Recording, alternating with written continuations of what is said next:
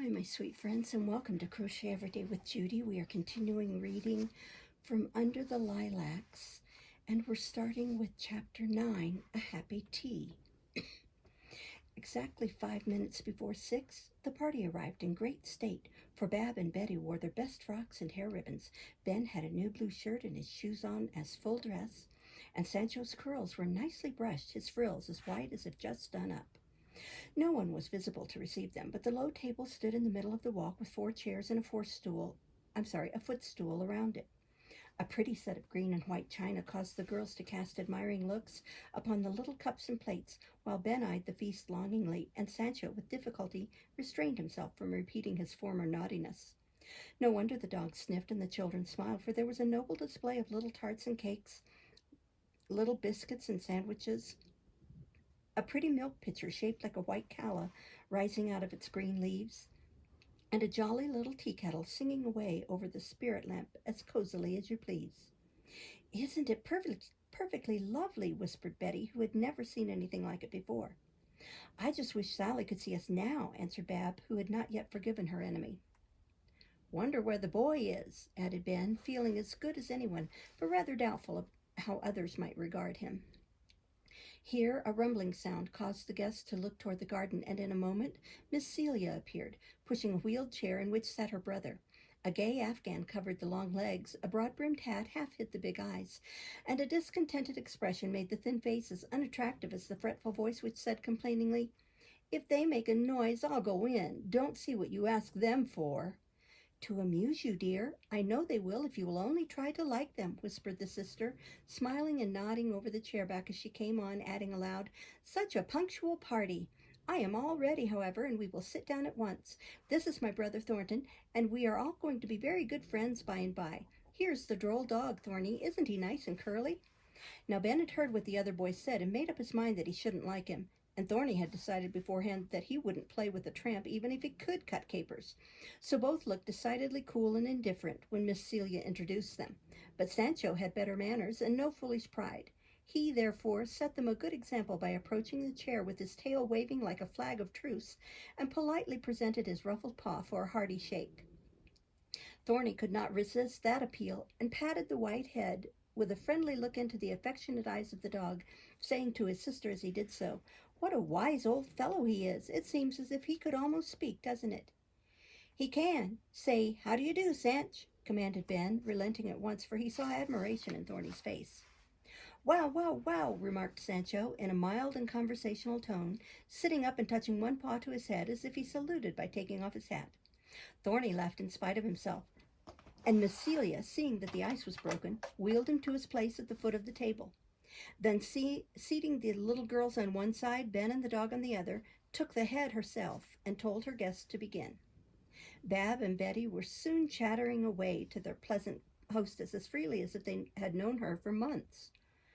But the boys were still rather shy, and made Sancho the medium through which they addressed one another. The excellent beast behaved with wonderful propriety, sitting upon his cushion in an attitude of such dignity that it seemed almost a liberty to offer him food. A dish of thick sandwiches had been provided for his especial refreshment, and as Ben from time to time laid one on his plate, he affected entire unconsciousness of it till the word was given, when it vanished at one gulp, and Sancho again appeared absorbed in deep thought. But having once tasted of this pleasing delicacy, it was very hard to repress his longing for more, and in spite of all his efforts, his nose would work, his eye kept a keen watch upon that particular dish, and his tail quivered with excitement as it lay like a train over the red cushion. At last, a moment came when temptation proved too strong for him. Ben was listening to something Miss Celia said. A tart lay unguarded upon his plate. Sanch looked at Thorny, who was watching him. Thorny nodded. Sanch gave one wink, bolted the tart, and then gazed pensively up at a sparrow singing on a twig overhead. Excuse me. The slyness of the rascal tickled the boy so much that he pushed back his hat, clapped his hands, and burst out laughing as he had not done before for weeks. Everyone looked round surprised, and Sancho regarded them with a mildly inquiring air, as if he said, "Why this unseemly mirth, my friends?" Thorny forgot both sulks and shyness after that and suddenly began to talk. Ben was flattered by his interest in the dear dog and opened out so delightfully that he soon charmed the other by his lively tales of circus life. Then Miss Celia felt relieved, and everything went splendidly, especially the food, for the plates were emptied several times, the little teapot ran dry twice, and the hostess was just wondering if she ought to stop her voracious guests when something occurred which spared her that painful task. A small boy was suddenly discovered standing in the path behind them, regarding the company with an air of solemn interest. A pretty, well-dressed child of 6, with dark hair cut short across the brow, a rosy face, a stout pair of legs, left bare by the socks which had slipped down over the dusty little toes. One end of a wide sash trailed behind him, a straw hat hung at his back, while his right hand firmly grasped a small turtle, and his left a choice collection of sticks. Before Miss Celia could speak, the stranger calmly announced his mission. "I have come to see the peacocks." "You shall presently," began Miss Celia, but got no further, for the child added, coming a step nearer, "and the wabbits." "Yes, but first, won't you—" "And the curly dog," continued the small voice, as another step brought the resolute young personage nearer. "There he is." A pause, a long look, then a new demand with the same solemn tone, the same advance. "I wish to hear the donkey bray." "Certainly, if he will." "And the peacock scream." "Anything more, sir?" Having reached the table by this time, the insatiable infant surveyed its ravaged surface, then pointed a fat little finger at the last cake left for manners, and said commandingly, "I will have some of that." "Help yourself, and sit upon the step to eat it while you tell me whose boy you are," said Miss Celia, much amused at his proceedings.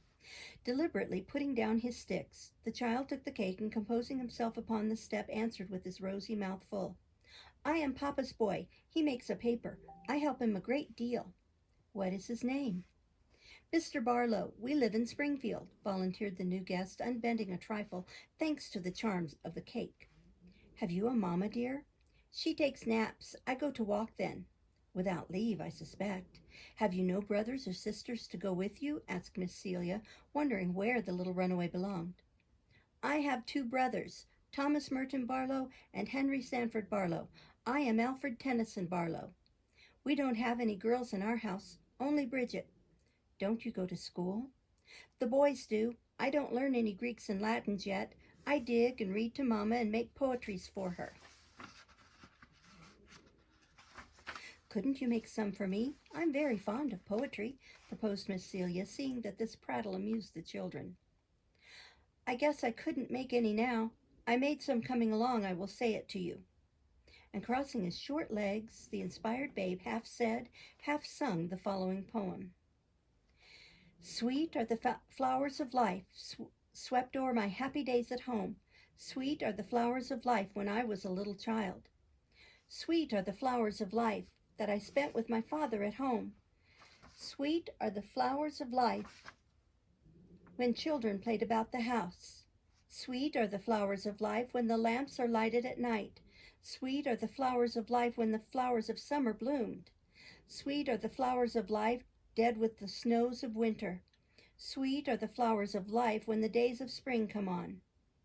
"That's all of that one. I made another one when I digged after the turtle. I will say that. It is a very pretty one," observed the poet with charming candor, and taking a long breath, he turned his little lyre afresh. "Sweet, sweet days are passing o'er my happy home, passing on swift wings through the valley of life. Cold are the days when winter comes again, when my sweet days were passing at my happy home. Sweet were the days on the rivulet's green brink. Sweet were the days when I read my father's books. Sweet were the winter days when bright fires are blazing." "Bless the baby, where did he get all that?" exclaimed Miss Celia, amazed, while the children giggled as Tennyson Jr. took a bite at the turtle instead of the half-eaten cake, and then, to prevent further mistakes, crammed the unhappy creature into a diminutive pocket in the most businesslike way imaginable. "It comes out of my head. I make lots of them," began the imperturbable one, yielding more and more to the social influences of the hour. "Here are the peacocks coming to be fed," interrupted Bab, as the handsome birds appeared with their splendid plumage glittering in the sun. Young Barlow rose to admire, but his thirst for knowledge was not yet quenched, and and as he was about to request a song from Juno and Jupiter, when old Jack, pining for society, put his head over the garden wall with a tremendous bray. This unexpected sound startled the inquiring stranger half out of his wits. For a moment the stout legs staggered, and the solemn countenance lost its composure, as he whispered with an astonished air, "Is that the way peacocks scream?" The children were in fits of laughter, and Miss Celia could hardly make herself heard as she answered merrily, "No, dear, that is the donkey asking you to come and see him. Will you go?" "I guess I couldn't stop now. Mamma might want me." And without another word the discomfited poet precipitately retired, leaving his cherished sticks behind him. Ben ran after the child to see that he came to no harm, and presently returned to report that Alfred had been met by a servant and gone away chanting a new verse of his poem, in which peacocks, donkeys, and the flowers of life were sweetly mingled. "Now I'll show you my toys, and we'll have a little play before it gets too late for Thorny to stay with us," said Miss Celia, as Miranda carried away the tea things and brought back a large tray full of picture books, dissected maps, puzzles, games, and several pretty models of animals, the whole crowned with a large doll dressed as a baby. At sight of that, Betty stretched out her arms to receive it with a cry of delight. Bab seized the games, and Ben was lost in admiration of the little Arab chief prancing on the white horse, all saddled and bridled and fit for the fight. Thorny poked about to find a certain curious puzzle which he could put together without a mistake after long study. Even Sancho found something to interest him, and standing on his hind legs, thrust his head between the boys to paw at several red and blue letters on square blocks. "He looks as if he knew them," said Thorny, amused at the dog's eager whine and scratch. "He does. Spell your name, Sanch." And Ben put all the gay letters down upon the flags with a chirrup which set the dog's tail to wagging, as he waited till the alphabet was spread before him. Then, with great deliberation, he pushed the letters about till he had picked out 6. These he arranged with nose and paw till the word Sancho lay before him correctly spelt. "Isn't that clever? Can he do any more?" cried Thorny, delighted. "Lots. That's the way he gets his living, and mine too," answered Ben, and proudly put his poodle through his well-learned lessons with such success that even Miss Celia was surprised. "He has been carefully trained. Do you know how it was done?" she asked, when Sancho lay down to rest and be caressed by the children. "No'm. Father did it when I was a little chap and never told me how. I used to help teach him to dance, and that was easy enough. He is so smart. Father said the middle of the night was the best time to give him his lessons. It was so still then, and nothing disturbed Sanch and made him forget. I can't do half the tricks, but I'm going to learn when Father comes back. He'd rather have me show off Sanch than ride till I'm older. I have a charming book about animals, and in it an interesting account of some trained poodles who could do the most wonderful things. Would you like to hear it while you put your maps and puzzles together?" asked Miss Celia, glad to keep her brother interested in their 4-footed guest at least.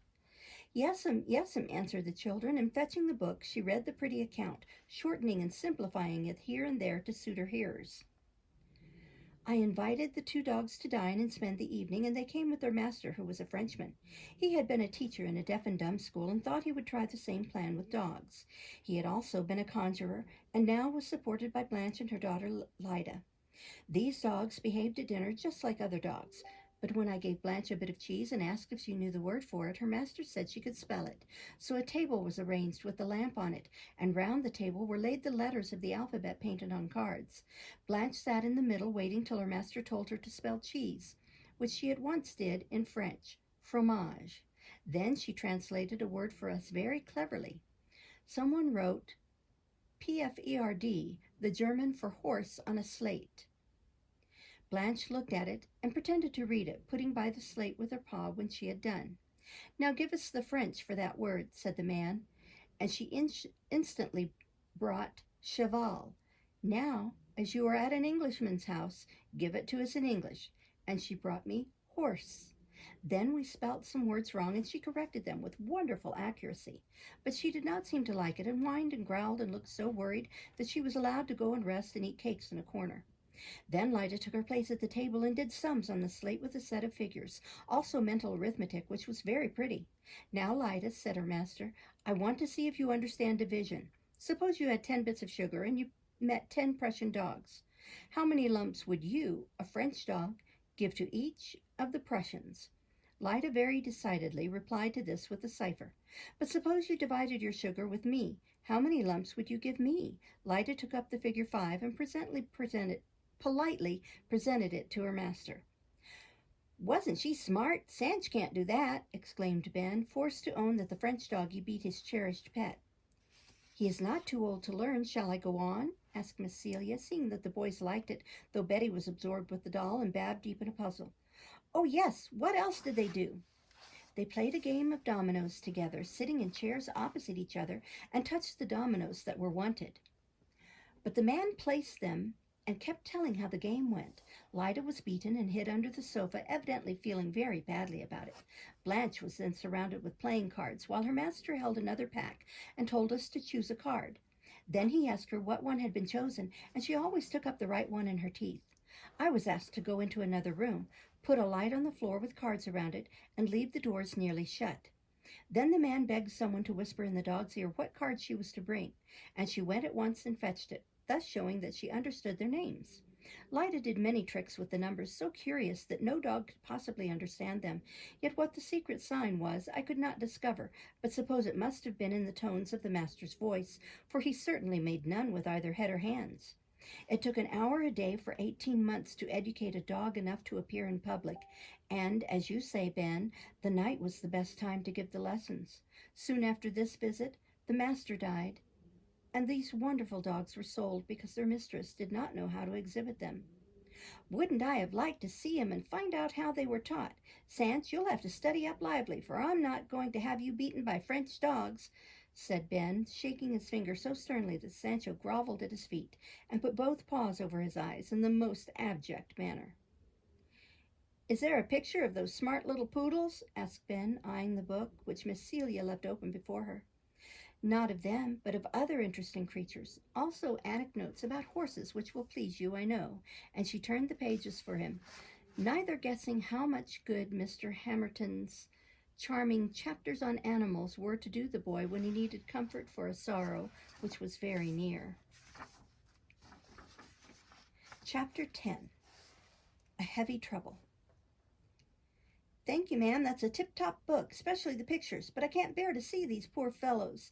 And Ben brooded over the fine etching of the dead and dying horses on a battlefield, one past all further pain, the other helpless, but lifting his head from his dead master to neigh a farewell to the comrades who go galloping away in a cloud of dust. They ought to stop for him, some of 'em, muttered Ben, hastily turning back to the cheerful picture of the 3 happy horses in the field, standing knee-deep among the grass as they prepared to drink at the wide stream. Ain't that black one a beauty? Seems as if I could see his mane blow in the wind and hear him whinny to that small feller trotting down to see if he can't get over and be sociable. How I'd like to take a rousing run round that meadow and the whole lot of 'em. And Ben swayed about in his chair as if he was already doing it in imagination. You may take a turn round my field on Lida any day. She would like it, and Thorny's saddle will be here next week, said Miss Celia, pleased to see that the boy appreciated the fine pictures and felt such hearty sympathy with the noble animals, whom she dearly loved herself. Needn't wait for that. I'd rather ride bareback. Oh, I say, is this the book you told about where the horses talked? Asked Ben, suddenly recollecting the speech he had puzzled over ever since he heard it. No, I brought the book, but in the hurry of my tea party forgot to unpack it. I'll hunt it up tonight. Remind me, Thorny. There now, I've forgotten something too. Squire sent you a letter, and I'm having such a jolly time, I never thought of it.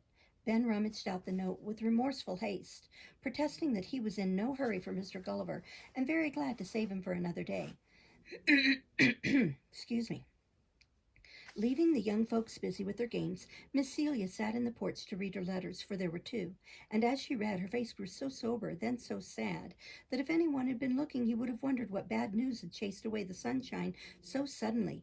No one did look. No one saw how pitifully her eyes rested on Ben's happy face when the letters were put away, and no one minded the new gentleness in her manner as she came back to the table. But Ben thought there never was so sweet a lady as the one who leaned over him to show him how the dissected map went together, and never smiled at his mistakes. So kind, so very kind was she to them all, that when after an hour of merry play she took her brother into bed, the 3 who remained fell to praising her enthusiastically as they put things to rights before taking leave. She's like the good fairies in the books and has all sorts of nice pretty things in her house, said Betty, enjoying a last hug of the fascinating doll whose lids would shut so that it was a pleasure to sing Bye, Sweet Baby, Bye with no staring eyes to spoil the illusion. What heaps she knows! More than teacher, I do believe, and she doesn't mind how many questions we ask. I like folks that will tell me things, added Bab, whose inquisitive mind was always hungry. I like that boy first rate, and I guess he likes me, though I don't know where Nantucket ought to go. He wants me to teach him to ride when he's on his pins again, and Miss Celia says I may. She knows how to make folks feel good, don't she? And Ben gratefully surveyed the Arab chief, now his own, though the best of all the collection. Won't we have splendid times? She says we may come over every night and play with her and Thorny. And she's going to have the seats in the porch lift up so we can put our things in there all dry and have 'em handy. And I'm going to be her boy and stay here all the time. I guess the letter I brought was a recommend from the squire. Yes, Ben, and if I had not already made up my mind to keep you before, I certainly would now, my boy. Something in Miss Celia's voice as she said the last two words with her hand on Ben's shoulder made him look up quickly and turn red with pleasure, wondering what the squire had written about him. Mother must have some of the party, so you shall take her these. Bab and Betty may carry baby home for the night. She is nicely asleep. It is a pity to wake her. Goodbye till tomorrow, little neighbors, continued Miss Celia, and dismissed the girls with a kiss. Isn't Ben coming too? Asked Bab as Betty trotted off in a silent rapture with the big darling bobbing over her shoulder. Not yet. I've several things to settle with my new man. Tell Mother he will come by and by. Off rushed Bab with the plateful of goodies, and drawing Ben down beside her on the wide step, Miss Celia took out the letters, with a shadow creeping over her face as softly as the twilight was stealing over the world, while the dew fell and everything grew still and dim. Ben, dear, I've something to tell you, she began slowly, and the boy waited with a happy face, for no one had called him so since Amelia died. The squire has heard about your father, and this is the letter Mr. Smithers sends. Hooray! Where is he, please? Cried Ben, wishing she would hurry up, for Miss Celia did not even offer him the letter, but sat looking down at Sancho on the lower step, as if she wanted him to come and help her. He went after the mustags and sent some home, but could not come himself. Went further on, I suppose. Yes, he said he might go as far as California, and if he did, he'd send for me. I'd like to go there. It's a real splendid place, they say. He has gone further away than that, to a lovelier country than California, I hope. And Miss Celia's eyes turned to the deep sky, where early stars were shining. Didn't he send for me? Where's he gone? When's he coming back? Asked Ben quickly, for there was a quiver in her voice, the meaning of which he felt before he understood. Miss Celia put her arms about him and answered very tenderly. Ben, dear, if I were to tell you that he was never coming back, could you bear it? I guess I could, but you don't mean it? Oh, ma'am, he isn't dead, cried Ben with a cry that made her heart ache, and Sancho leap up with a bark. My poor little boy, I wish I could say no. There was no need of any more words, no need of tears or kind arms around him. He knew he was an orphan now, and turned instinctively to the old friend who loved him best. Throwing himself down beside his dog, Ben clung around the curly neck, sobbing bitterly. Oh, Sanch, he's never coming back again. Never, never any more. Poor Sancho could only whine and lick away the tears that wet the half-hidden face, questioning the new friend, meantime, with eyes so full of dumb love and sympathy and sorrow that they seemed almost human. Wiping away her own tears, Miss Celia stooped to pat the white head and to stroke the black one lying so near it that the dog's breast was the boy's pillow. Presently the sobbing ceased, and Ben whispered without looking up, Tell me all about it. I'll be good. Then, as kindly as she could, Miss Celia read the brief letter which told the hard news bluntly, for Mr. Smithers was obliged to confess that he had known the truth months before, and never told the boy lest he should be unfitted for the work they gave him. Of Ben Brown, the elder's death, there was little to tell, except that he was killed in some wild place at the West, and a stranger wrote the fact to the only person whose name was found in Ben's pocketbook. Mr. Smithers offered to take the boy back and do well by him, averring that the father wished his son to remain where he left him and follow the profession to which he was trained. Will you go, Ben? Asked Miss Celia, hoping to distract his mind from his grief by speaking of other things. No, I'd rather tramp and starve. He's awful hard to me and Sanch, and he'll be worse now Father's gone. Don't send me back. Let me stay here. Folks are good to me. There's nowhere else to go. and the head Ben had lifted up with a desperate sort of look went down again on Sancho's breast as if there were no other refuge left. You shall stay here, and no one shall take you away against your will. I called you my boy in play. Now you shall be my boy in earnest. This shall be your home, and Thorny your brother. We are orphans too, and we will stand by one another till a stronger friend comes to help us, cried Miss Celia, with such a mixture of resolution and tenderness in her voice that Ben felt comforted at once, and thanked her by laying his cheek against the pretty slipper that rested on the step beside him, as if he had no words in which to swear loyalty to the gentle mistress whom he meant henceforth to serve with grateful fidelity. Sancho felt that he must follow suit, and gravely put his paw upon her knee with a low whine, as if he said, "Count me in, and let me help to pay my master's debt if I can." Miss Celia shook the offered paw cordially, and the good creature crouched at her feet like a small lion, bound to guard her and her house forevermore. "Don't lie on that cold stone, Ben. Come here and let me try to comfort you," she said, stooping to wipe away the great drops that kept rolling down the brown cheek half hidden in her dress. But Ben put his arm over his face and sobbed out with a fresh burst of grief. "You can't. You didn't know him. Oh, Daddy, Daddy, if I'd only seen you just once more." No one could grant that wish, but Miss Celia did comfort him, for presently the sound of music floated out from the parlor. Music so soft, so sweet, that involuntarily the boy stopped his crying to listen. Then quieter tears dropped slowly, seeming to soothe his pain as they fell, while the sense of loneliness passed away, and it grew possible to wait till it was time to go to father in that far-off country, lovelier than golden California. How long she played, Miss Celia never minded. But when she stole out to see if Ben had gone, she found that other friends, even kinder than herself, had taken the boy into their gentle keeping. The wind had sung a lullaby among the rustling lilacs, the moon's mild face looked through the leafy arch to kiss the heavy eyelids, and faithful Sancho still kept guard beside his little master, who, with his head pillowed on his arm, lay fast asleep, dreaming happily that Daddy had come home again. We'll stop there and start next time with Chapter 11. Thank you for listening. Bye-bye.